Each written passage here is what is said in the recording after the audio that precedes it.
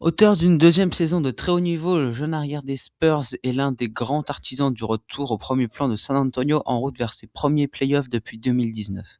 Élu Rookie of the Year la saison dernière et désormais candidat crédible à une place de l'une des All Defensive Teams, Stephen Castle confirme déjà tout le bien que les Spurs pensaient de lui, avec une campagne pleine de 16 points, 7 passes et 5 rebonds et plus d'une interception de moyenne. Le jeune combo guard s'affirme comme l'autre joyau de la reconstruction texane, aux côtés de Victor Wembanyama.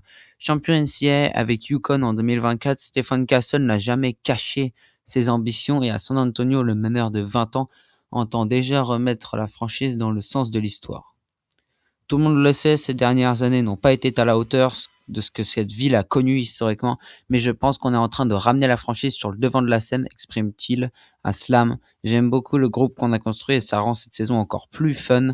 Tout le monde joue libéré, en confiance, on croit les uns sur les autres.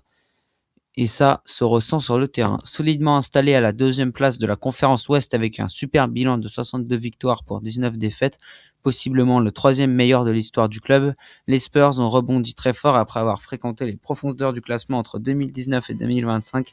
Et dans cette spectaculaire remontée, Stephen Castle incarne parfaitement le nouveau visage de la franchise, explosif, discipliné, ambitieux et déjà indispensable. Le natif de Covington en Géorgie grandit avec son équipe dans un vestiaire où la jeunesse sert de moteur.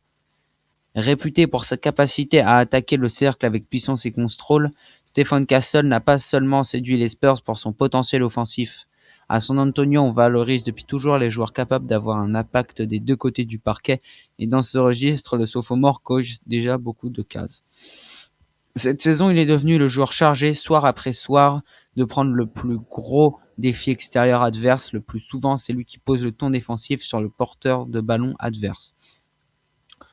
Capable de coller au basque d'un Luka Doncic sur le pick and roll, de naviguer dans les écrans face à un shooter comme Stephen Curry ou de changer ponctuellement sur des profils plus importants, il impressionne déjà par sa polyvalence, une qualité précieuse dans une ligue où les attaques cherchent en permanence la faille la plus faible. Stephen Castle semble déjà taillé pour San Antonio, dans une franchise où la culture du détail, du travail bien fait et du fameux pound the rock reste omniprésente. Son profil colle à l'identité maison. Il commence même à inscrire son nom dans l'histoire locale. En février dernier, face à Dallas, il a aussi signé un match monumental, devenant l'un des très rares joueurs des Spurs à compiler un triple-double à 40 points avec ses 12 rebonds et 12 passes. Il avait rejoint David Robinson, le seul à avoir déjà fait ça dans le Texas. Au-delà d'un coup d'éclat, c'est surtout sa progression offensive qui saute aux yeux. Plus à l'aise dans la lecture du jeu, plus patient sur ses prises de décision et dans sa relation technique avec Victor Wembanyama, plus propre dans ses enchaînements, Stephen Castle donne le sentiment que le rythme NBA ralentit déjà pour lui.